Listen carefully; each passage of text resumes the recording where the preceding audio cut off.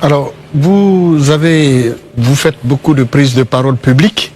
Et dans une de vos prises de parole publiques, vous annonciez que si vous étiez député, eh bien, vous veillerez donc à ce qu'il n'y ait plus de cumul de fonctions, encore moins d'avantages liés à ce cumul de fonctions. Qu'entendez-vous par ces deux expressions?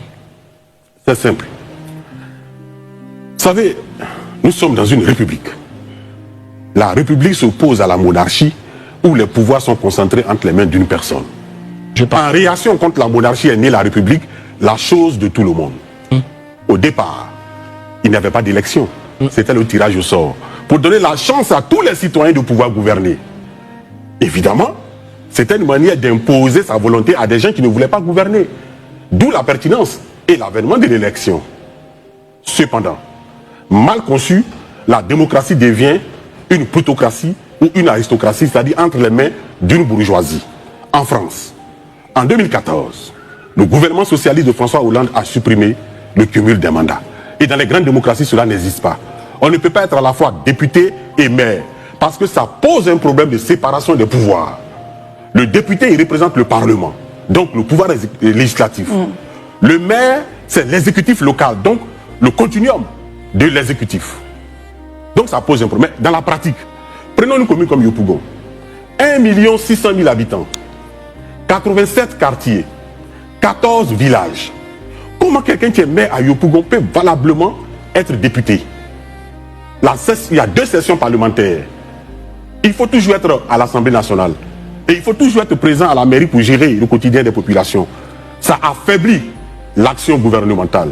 D'où mon opposition.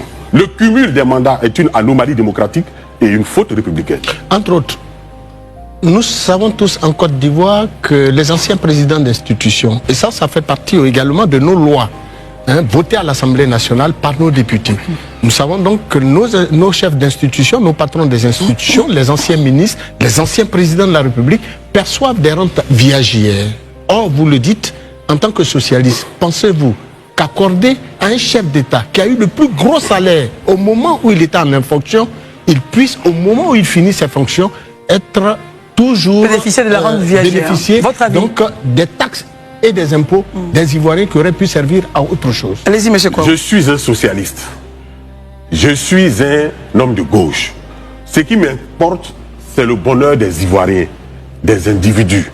Si on peut rendre heureux les anciens dignitaires de l'État, tant mieux.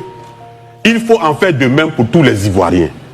Mon rôle n'est pas d'enlever le pain dans la bouche de quelqu'un pour donner ce pain à une autre personne.